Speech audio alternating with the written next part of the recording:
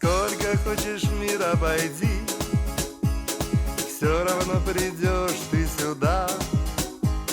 Мы не знаем, что впереди, только пиала ждет всегда. Вас приветствует наш музей чая, который открылся в старинной купеческой усадьбе купцов Кушаева. Основатель фирмы Мухаммад Кушаев известен с 1832 года. У него была фирма по продаже бакалейных товаров. А бакалей – это крупа, сахар и, конечно же, чай. Поэтому не случайно 15 декабря, Международный день чая, открылся наш музей.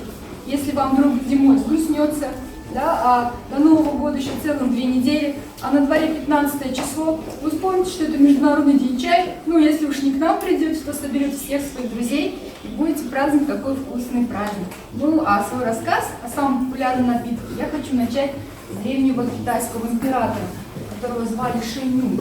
Жил он 5000 лет тому назад, целыми днями перебирал, собирал травы и пробовал их. А по преданию, у него был прозрачный нефритовый живот, и когда он что-то съедал, он смотрел, что же с ним происходит. В общем, его можно назвать первым фармакологом-физиологом. Как-то раз он съел незнакомый листочек. Ему стало нехорошо, онемел язык, закружилась голова. Он снял свой мешок, лег под дерево, и в этот самый момент росинка, огретая лучами солнца, скатилась с чайного листа прямо к нему в рот. Ему вернулись силы, он встал, собрал эти листочки и с тех пор их использовал в качестве противоядия. То есть первое назначение чая – это лекарство, и продавался он в аптеке. Ну а на сегодняшний день самому древнему дереву, которое растет в провинции Юнань, Китая, 2700 лет. Высота его больше 25 метров, диаметр ствола больше метра. Только 3 килограмма драгоценных листьев собирают с этого старого пуэрного дерева и делают из них вот такие пуэрные лепешки, и их выставляют на аукцион или в качестве подарка самым высокопоставленным гостям. 100 грамм такого чая цена может начинаться от $100 000. Ну а вообще весь чай делится на 7 групп. Цвет, вкус, все зависит от степени ферментации. И здесь у нас как раз представлена китайская классификация. Зеленый чай 10% ферментации. Дальше идет белый, или его называют байхао. Байхао переводится как ресничка. Вот я вам сейчас всем передам. Потрогайте, какой это чай. Первый, второй листочек. Посмотрите, какой он на ощупь. Можете передать друг другу. Посмотрите, элитный чай. Дальше идут бирюзовые чаи, или луны, светлый, темный луны, красные чаи и высокоферментированные чаи. Это шэньпур, шупур и хэйча. Ну, а первым, кто стал использовать чай в своей каждодневной практике, это были монахи. Они заметили, что этот напиток дает им силу и бодрость во время длительных медитаций. И именно через дзен-буддизм чай попадает в Японию. Здесь из простого чаепития он уже превращается в целую чайную церемонию. Ну, а чайная церемония возникла во времена самурайских войн, был придуман, да, сад, дорожка в сад, чайный домик. И вот вход в чайный домик был настолько узким, что самурай буквально проползал, оставляя всю свою амуницию за порогом. В этом и есть смысл японской церемонии. Все свои эмоции, все мысли оставляешь за порогом, входишь, пьешь чай и думаешь только о чае. Но на этом не заканчиваются различия. Мы с вами как дома? Берем заварку или пакетик, да? Заварили, чай выпили, а заварку выбросили. В Японии так любят свои чайные листики, они их собирают, высушивают и превращают в вот такую заварку. И вот знаменитый чай, да, известный матча, можно потрогать пальчиком, посмотрите, он как пудра, да. Дальше берется специальный чайничек, да, вот смотрите, можно, у нас все можно трогать в музее. Дальше берется специальный чайник, который называется пиццупин. Ну, ну-ка, кто смелый? Сколько весит килограмм? Держите. Без воды. 2, наверное? Да, где-то так. Посмотрите, мужчина, ну-ка, ваше мнение. Да, вот чугунный чайничек, да. Вскипятили в нем воду, залили, размешали и выпили. Получается, что японцы единственная в мире нация, которая пьет чай вместе с листьями. Ну а если японцы пьют такое зеленое смузи, то чай кочевников был больше похож на жидкую глину. Готовили его в казане, где был предварительно растоплен бараний жир, обжарили муку, добавляли молоко, специи и, конечно же, чай. И вот такую специю я вам могу чашу пустить по кругу, это понюхайте. Это очень интересная трава, которая относится к кустарнику семейства вересковых, саган дайля. Именно такой чай сегодня мы вам заварили, восстановлен по древним традициям. Именно кочевники любили пить такой чай. И кочевники очень любили такой свой напиток, он давал им не только бодрость, но и сытость. Скакали они весь день, ели всего раз в сутки, всю свою еду готовили, да, в казане, ели руками. Руки от этого становились жирными, а вытирали о них о голенище сапог, и сапоги становились такими мягкими, блестящими, а также о волосы. Именно как подарок от Алтын-хана в 1638 году чай попадает в Россию. Изначально чай не поняли, что за банные веники нам привезли. Если видеть, так лавровые листики продаются, веточки, сухие листики. Ну, как-то раз заболел у царя живот. И лекарь сказал давать отвар листа ханского каждый день после еды. И действительно, чай помог. Пришелся ко двору этот напиток. Особенно бодрящий эффект заметили бояре, которые стали меньше засыпать во время заседания Боярской думы. Ну, заключен договор, стали формироваться караваны. Караван ходил раз в 3 года. Доходил до самого крупного города на границе Китая, город Кяхта. Он и сейчас есть, это в Бурятии. Байхау, Байхау, кричали китайские торговцы, расхваливая свой товар. Только приехало это название с русскими купцами. Байховый чай. Ну, а здесь яхтинская таможня. Посмотрите объемы поставок чая. Чай привозили в цибиках. Цибики – это корзины, сплетенные из сухой травы или камыша, а сверху в качестве гидроизоляции были воловьи шкуры меха внутрь. Вы представляете, практически дубленки привозили чай. Ну, а что же было на таможне? Некоторые не очень такие правильные купцы делали как? Когда засыпали чай в цибик, в Китае слой хорошего чая, слой плохого, могут вообще опилками пересыпать. И когда на таможне засыпали цибик, китайский торговец точно знал, на какую глубину нужно опустить руку, чтобы достать правильный, нужный ему сорт чая и сказать, ну, вообще-то у меня есть такой чай. Ну, наши купцы тоже луком шиты, да, бани, шкурки, веревки, такого соболя могли растянуть. В общем, кто кого обманет. Вместе с чайным напитком в Россию приходит и мода на все китайское, стиль шинуазы, изображение китайского, да, шазаман в китайском стиле, одежда в китайском стиле. Яркий пример тому загородной резиденции Екатерины II, Арианбаум. Ну, а как же отличить, где китайские чашечки, а где японские? Ручной помолвкой без использования гончарного круга. Да? Это называется стиль раку. Раку переводится как простота. Изгибы, изъяны, деформация, остаются отпечатки пальцев мастера. Да? А вот китайские чашечки, алгебраически выровненные линии, все очень правильно, очень тоненько, это фарфор. Ну а наш чай, после того, как получил растаможку, едет дальше на ярмарку. Проходите сюда.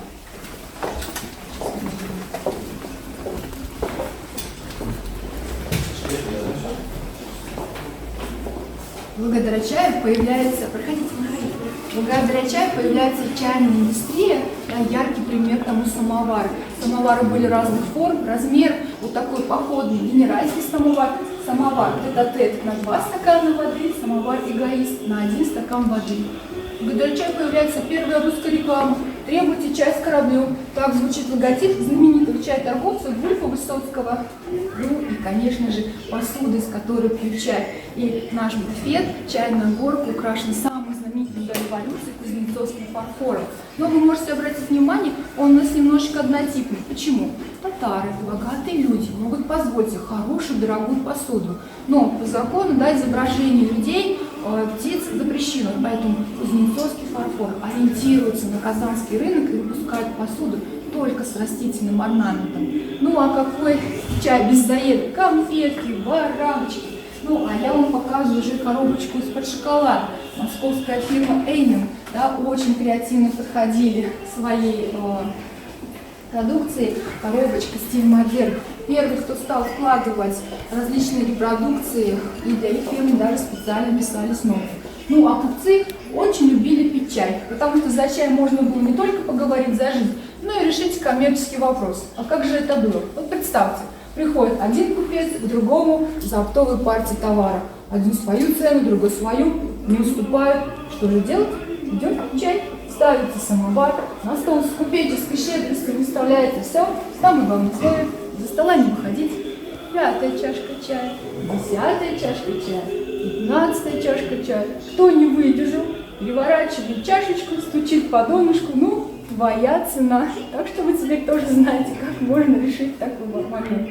Ну а в Казанском крае, конечно же, тоже старались очень много что приготовить к чаю. И вот на белой рамке видно казанских купцов и семья в тюбетейках. На заднем плане молодой человек, конфетный король Казани Валиулла Ибрагимов. На его фабрике Альфа готовилось шоколадные угощения, в том числе и конфеты, на которых были изображения Габдуллы Тукаева.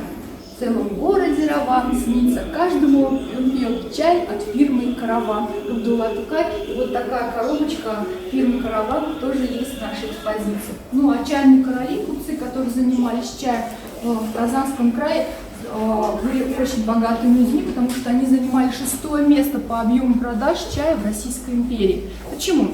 Торговля с Китаем шла на мину. Вывозить серебряный российский рубль строго запрещался. Туда мы вывозили пушнину, текстиль, ну а также кожу. И вот объем огромный был туда поставок козьих кож, потому что казанские кожевники были очень искусными. И сравните, если дамский сапожок снять в руке, положить в карман, достать, кожа распрямлялась, ни загибов, ни заломов. Вот такого качества была кожа. Ну а татары чай пили точно так же, как и русские. Очень густо заваривали, самовар разбавляли кипятком, ну и могли позволить себе заварить вот такой красивый чайничек, украшенный полудрагоценными камнями. Ну как и наши предки, могли добавить и молоко. А как же пить чай по-английски? Молоко в чай или чай в молоко? Вот когда англичане стали первыми формировать свои фарфоровые заводы, их чашечки лопались от горячего чая. Поэтому сначала молоко, сверху горячий чай. Ну и самая знаменитая традиция – пить чай в 5 часов, 5 o'clock, была придумана герцогиней Беккер, которой было очень тяжело коротать время между 11 часами ланча и 7 часами позднего ужина. И тогда она стала приглашать своих подруг в сад пить чай. Ну а чтобы твоя чашечка не пустовала, гости стали стимулировать слух, давая им мелкую монету. Ну а чай кипятили англичане, насыпая заварки столько, чтобы один раз попить чай, а воду кипятили в бульонках, от английского to go, кипятить. Но самый вкусный чай пили в России, и это не мои слова, это сказал Александр Дюма, отец, который путешествовал по России и в Казани гостил больше всех, чем в других поволжских городах, целых 6 дней, и очень удивлялся, как выглядят казанские купцы, одеты по последнему слову французской моды. И если на русском языке говорят немножко с акцентом, то французский был просто безупречен. Ну, конечно же, казанские купцы одарили его хорошим чаем. Почему я так говорю, что это был хороший чай? Когда я вам рассказывала про подмену, когда подсыпали опилки, именно казанские купцы первые, кто выкупил чайные плантации в Китае и организовал там чай-разведочные фабрики. Ну, конечно же, себе опилки они присылать не будут. Ну а почему вообще самый лучший чай пили в России, я вам хочу показать возле карты. Поздней осенью русские купцы подходили границы с Китаем и по сухому морозному воздуху везли чай на ярмарку. И вот здесь как раз Макаревская Нижегородская ярмарка, чайные ряды украшены в китайском стиле. Ярмарка не начинала работу, пока не была установлена цена на чай. Если в наше время все следят за ценой на бары нефти, тогда все ждали цену на чай. Ну а торговля Китая с Англией шла морским путем. Время в пути было 1,5 года, душные трюмы, морской климат очень плохо сказывались на качестве чая, поэтому англичане стали первые его купажировать. Чай жасмин, чай с бергамотом, ну а как еще продать тухлый чай? Поэтому самый вкусный чай пили у нас в России. Ну а как вообще развивалась чайная торговля в России, вы узнаете на первом этаже. Я вас приглашаю. Спускаемся.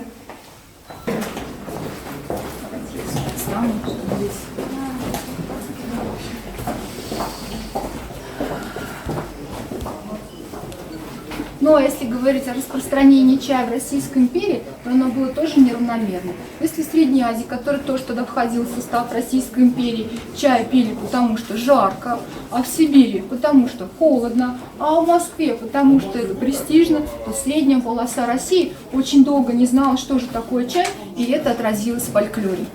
Сказал мне, барин чай, возвращение скипятить.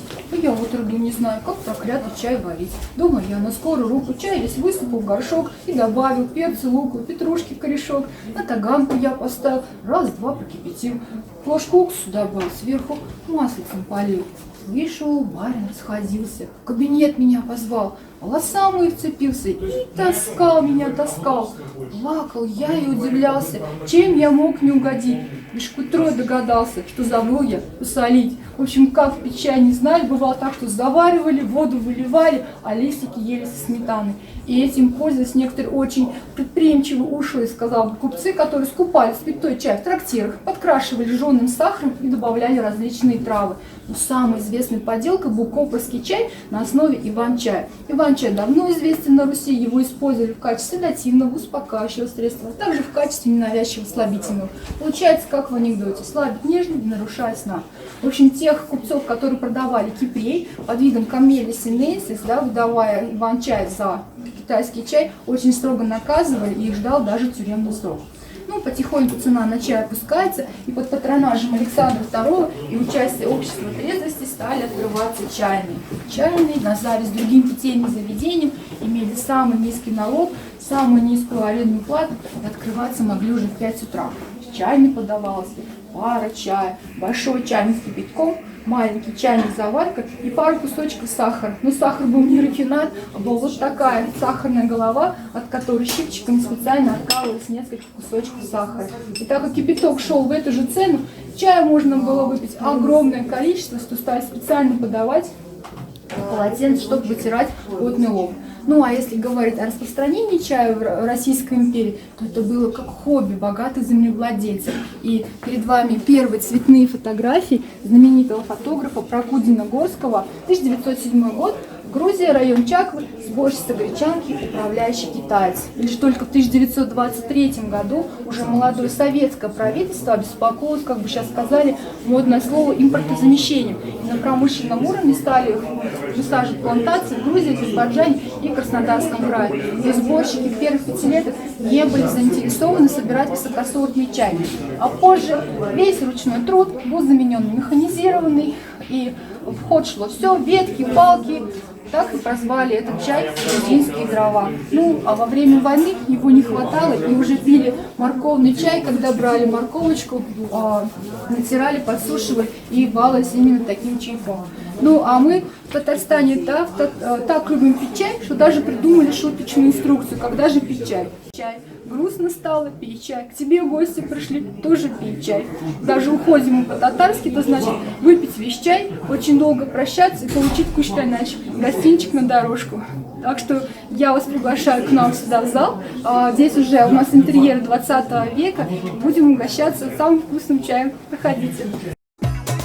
Мается, мается, мается душа, в пиале зеленый чай пейте не спеша. Чай, чай, чай, я люблю зеленый чай. Вай, вай, вай, если хочешь, наливай. Чай, чай, чай, я люблю зеленый чай. Вай,